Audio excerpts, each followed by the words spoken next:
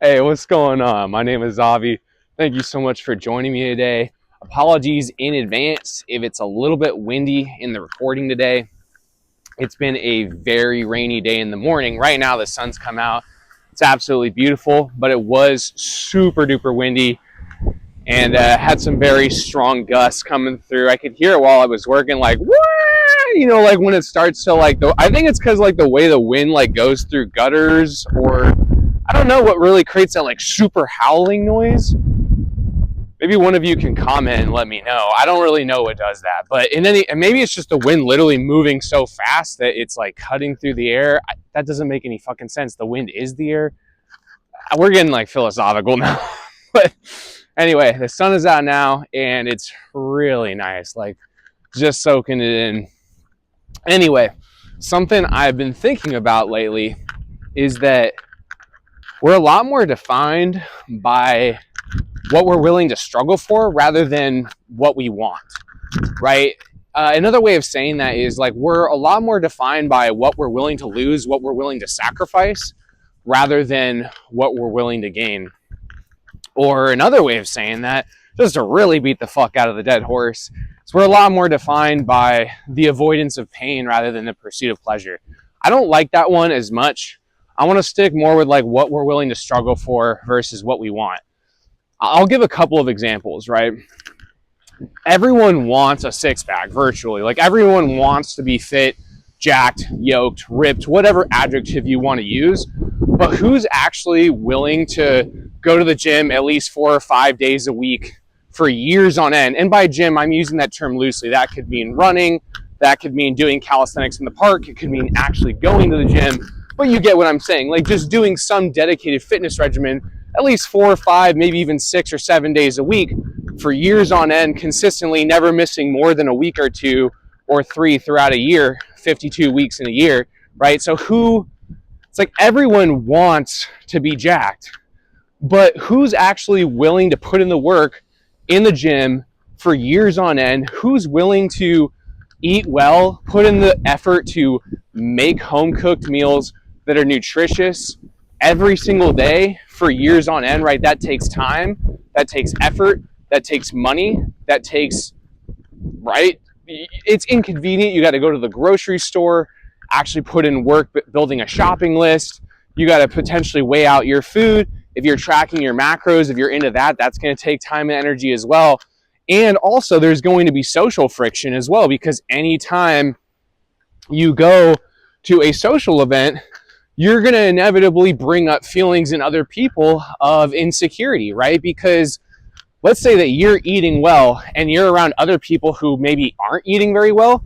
You're literally a mirror reflecting back at them that they don't maybe feel that great about the fact that they're not eating well. They might harbor shame or feelings of self-loathing about that, and they might really want to change that about themselves, but for whatever reason they haven't. Maybe they're making excuses. Maybe they're legitimately going through another crisis in their life that's making it difficult to be resilient. Whatever the case, they're not happy about the fact that they're not eating well or taking care of their body in that regard. And then when they see you doing that, that is going to bring up some hard feelings for them. So point being is that's another form of friction that you have to go through. It's another thing you have to struggle through when you're eating well all the time and you're around your friends, your family, whatever. There will be some people that maybe try to bring you down. That's like the whole crabs in the bucket metaphor. If you haven't heard that, the way it kind of goes from my understanding is that if you have a bunch of crabs in a bucket, like if you're a fisherman, if you put a bunch of crabs in a bucket, they'll generally all stay in the bucket, but every now and then one will try to get out, and right as it's at the lip of the bucket just about to taste freedom, the others drag the crab back down. I mean, I'm laughing my ass off as I say this, but it's also really kind of sad and cruel. And human beings, we kind of do the same thing. Like we all have this understanding of there's this status quo, and there's an assessment when you're in a certain socioeconomic class or group of people and you're around them. You kind of have this sense of when someone else is raising through the ranks or rising through the ranks, and they're like, it like threatens the group. It threatens the status quo of the group, because here's this person, maybe they're getting fucking big in their business or whatever. Maybe they just got a promotion at work that's really significant and they're making a lot more money. The other people, right, that is now a mirror reflecting back at them of like, oh fuck, I didn't get a promotion at work. Am I doing what I should be doing? Right? It brings up some hard feelings. And a lot of people, instead of just maturely acknowledging that feeling within themselves and being like, hey, like, this is an opportunity for me to use that emotion as fuel to whatever I find meaningful and make advances in my life. Most people don't do that, right? Instead of just dealing with those emotions like that, they aren't aware of the emotion, or even if they are, they just still can't avoid projecting it onto the other person in like a pretty hateful or demeaning way, which really sucks. So getting back to the initial point, everyone wants to be jacked, but who's actually willing to go through that social friction, the effort of eating well for years on end, the self-awareness of how you're feeling in your body, making the adjustments necessary to take care of your body, doing regular mobility and stretching to avoid injury, going to the gym regularly to build muscle, build a physique, whatever you're trying to do. It takes a fucking lot of effort, right? So it just doesn't, like, you know, in mathematics, one of the definitions of information that I really like is information is anything that reduces uncertainty within a certain context. So in other words, like, if I gave you a coin that is totally biased and will land on heads every single time because the coin is screwed up in some way, that coin tells you no information. Why? Because there's no uncertainty. We are 100% certain that it's going to land on heads every single time. Whereas a coin that's fair, a coin flip actually does give you information because it's uncertain. Like if I tell you it's heads, it's like, oh, that's actually valuable because it could have been tails, but it wasn't. It was heads. So that's information, right? It's the resolution of uncertainty. That's how valuable a piece of information is. In the same way, if I tell you, hey, Joe Schmo wants to get jacked, it's like, that's not valuable information. It doesn't reduce uncertainty, because we can almost be 100% certain, if not 100% certain, that of course Joe Schmo wants to fucking wants to have a six pack and be jacked, because everyone wants that, right?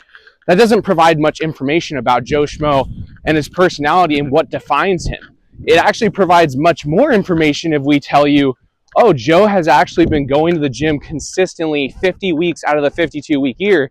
For the last 6 years, he takes care of himself meticulously in the kitchen, and he consistently makes good choices even when he's in food environments that have highly pleasurable foods, and the people around him in his social circle are also indulging in those foods and maybe even pressuring him to eat those foods, and he still commits to his deeper values and makes good eating decisions most of the time in those contexts, right? That is actually valuable information because it resolves a lot of uncertainty. Now we can be a lot more certain of who this Joe Schmo guy really is and what his true values are, right? Again, if we say, oh, Joe wants to be jacked, like, doesn't really fucking tell you that much. Like, that's very useless information, right? So in other words, what you want, it's not that valuable. It's really not that fucking valuable. It doesn't make you a special snowflake. It's like, and I don't mean to say that your desires aren't meaningful or valid, but it's kind of like, hey, dude, scoreboard. Like, what have you been working for years? Like, what do your actions show that you're actually willing to struggle for? Because everyone can fucking want to be six-pack jacked. Or to use another example, and I'm going to relate this to me. Like, a lot of people probably want to be a rock star at some point in their life.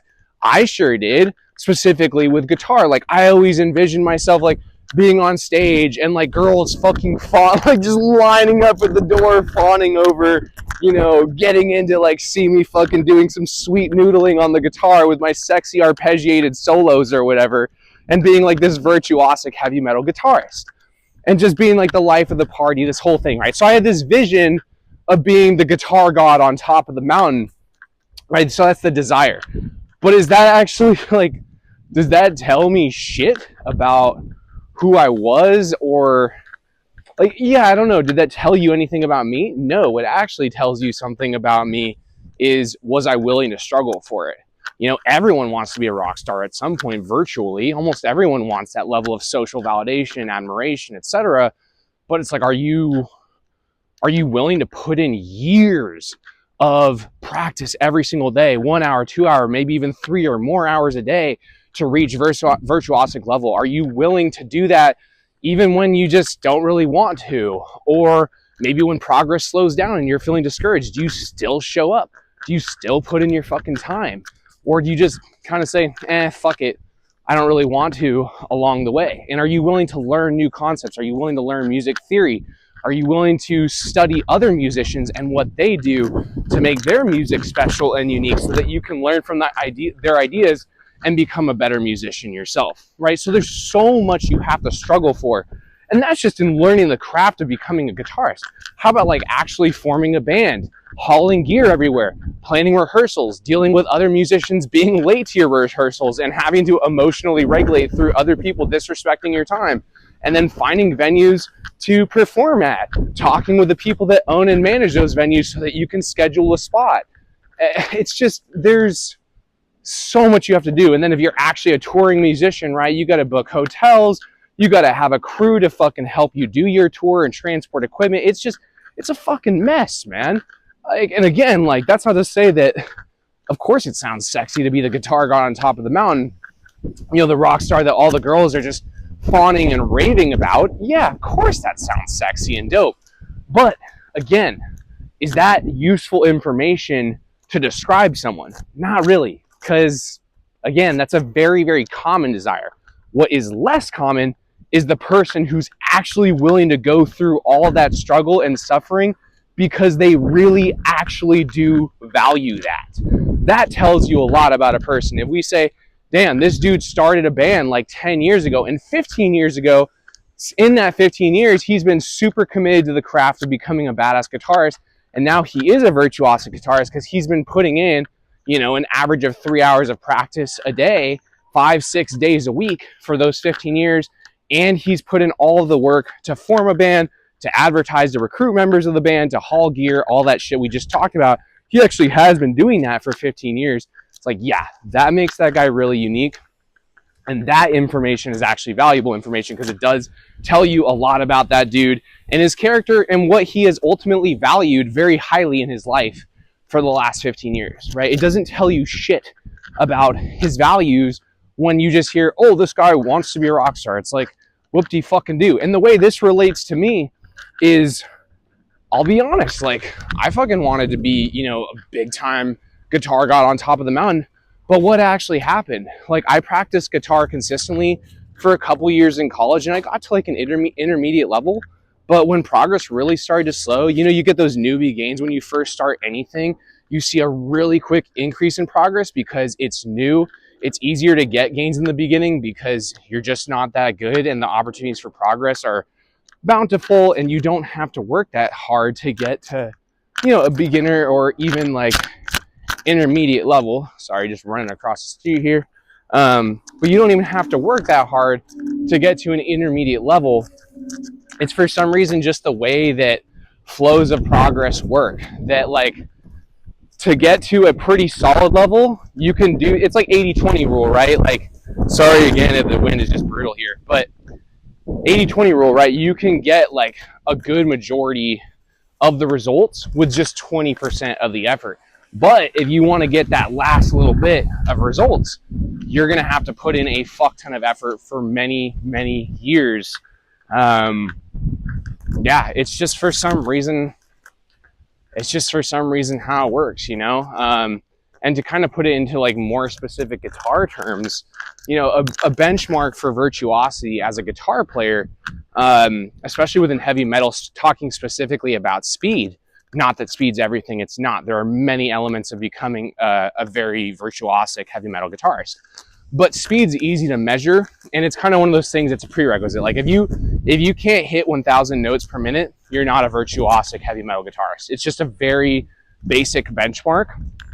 And it's kind of like a lot of people will get to that 400 to 500 notes per minute, but to like start really getting beyond that is like, that's where you start seeing the 80s part of the 80-20, right? If you want to get that, like, you know, if you want to get that last 20% of results, you got to put in a shit ton of effort and for many, many years. So that's a big difference. Sorry. What am I getting at here? Got distracted by this plane in the sky. I don't know. Planes just make me think of freedom, especially when it's a nice day like this. But anyhow, what were you talking about? Virtuosity, right? Yeah, just that, like, around the like 2-year mark for me, I got to an intermediate level, but the grind of like getting from like 400 or 500 notes per minute to 1,000 notes per minute, my progress was just slowing down and slowing down and slowing down to the point that I was like, dude, this is going to take like 10 years. And when push came to shove, I just didn't want it. Like, and it wasn't that I didn't want it. It was that I wasn't willing to go through the struggle to get that. And maybe a better way of saying it is, man, if you really fuck with what you're doing, like if you really truly love something, maybe it's not as much of a struggle for you, or you do love the struggle. Like I think of it with me in the gym. That is something I've been super consistent with over the years. You know, like I do love the struggle. I really do enjoy it, even though at times it fucking sucks, but you're just committed. Whereas the same wasn't true for me with guitar. And I've had, you know, so I stopped playing, and I've had several times over the last probably 7 years where I would play for a few months, think I was into it and I was enjoying it, but as soon as that novelty factor wore off of like, oh, I'm back into it, once that wore off and you start to settle into that day-to-day grind of like, okay, here we are again, progress is slowing down, got to put in like many hours of work to even make a little bit of progress, I just didn't fuck with it. Didn't really love and appreciate and cherish the struggle, cherish the commitment. And as a result, what happened? Well, I don't play fucking guitar anymore. The same is not true of heavy metal vocals. I've been consistent with heavy metal vocals being a part of my life now for 8 years, which is awesome. And it's not like, oh my God, Avi's so amazing. No. It's literally just that for whatever reason, vocals and singing, I just love it. I tend to resonate with that process and that struggle so much more than with guitar. Guitar just, it never hit me in that same way. So again, it's like the desire to be like a guitar god on top of the mountain, really not that meaningful at all. Because in the same way, like, oh yeah, I wanted to be the guy that was a vocalist on stage who the girls were fawning over. Which one did I actually do? Well, vocals. I put in the fucking work for many years. I was in a band for 4 years. To this day, I still practice 2, 3, 4 times a week, even though I work a full-time job. I just love it. It's not a virtue thing. It's just like, nah, dude, I just fucking love heavy metal vocals. I just don't have that same thing for guitar. So even though I had the desire or the want to, like, I wanted to be a guitar guy on the mountain or the frontman of a band, it's like, which one did I actually do? The one I was willing to struggle for. And therefore, that is a much more accurate way to define me. Not saying you should be defined by what you do, but it's like that tells you a lot more about a person than just what they fucking want. Yeah, I think that's kind of the main idea here is, and what's another like takeaway from this too, like for you, it's like, maybe it's a good reflection point to think about, like, less about like, hey, like, what do I want out of life? Because I think that's a big question that a lot of people think about, like, what do I want out of life? And maybe the better question is like, what am I willing to sacrifice? What am I willing to struggle for? What do I enjoy sacrificing? Like, what cost do I enjoy paying? And I don't mean financially necessarily. I mean like with your time, with your energy, right, with your emotions. What are you willing to struggle for? I'm going to give one other example that I think is kind of funny, and honestly, I think a lot of you are going to relate to. This is a story from me dating my first love. And I'm going to call her Josie just to conceal her identity. That's not her name. But basically, Josie and I had been dating for like a little over a year. And I just love this woman, man. She really got me. We had the best of times together, just amazing chemistry, could talk about anything and everything under the sun.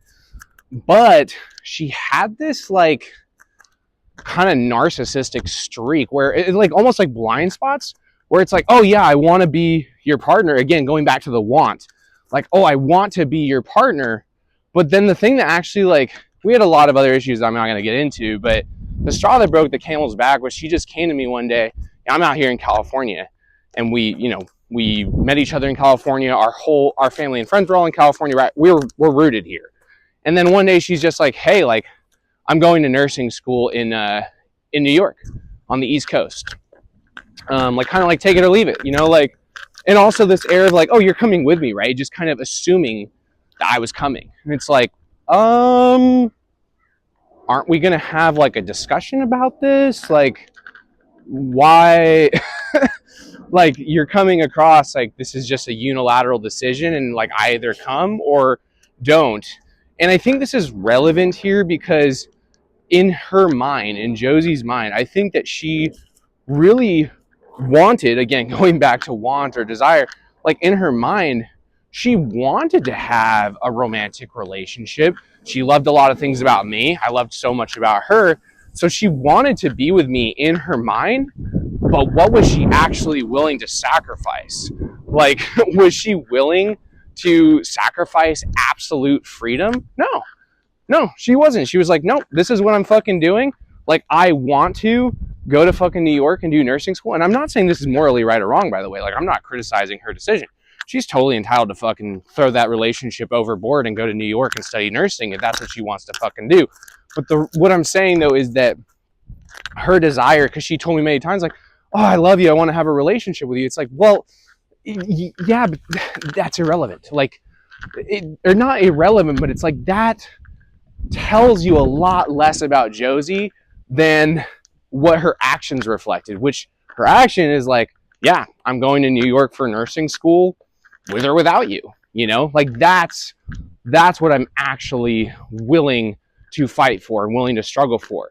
I want to have a relationship. I say that I want to have a relationship, and that's like, okay, cool. Like, you want it, but are you actually willing to have the hard conversation with your partner to talk about this desire that you have to go to New York? Are you willing to perhaps meet in the middle and compromise with them and find a solution that works for both of you? Are you willing to go through the insecurities and the fears that might come across as you both have that conversation and realize the relationship might not work? Like, are you willing to struggle by going through those difficult emotions, those difficult experiences? Or in her case, no, she was not willing to fucking go through that. So it's like, no, like, you don't want the relationship. Or it's like, you want the relationship, but what were you willing to actually struggle for? Well, she wasn't willing to do all those things I just said. Fuck that. What she was really willing to struggle for and really willing to sacrifice was the relationship. She was willing to fucking sacrifice all of that just to fucking go to New York and do her nursing school. Again, not right or wrong, but just being honest, it's like, that is what she was willing to fucking struggle for. Not the fucking hard conversations to try and compromise and make the relationship work. That's not what she was fucking struggling for.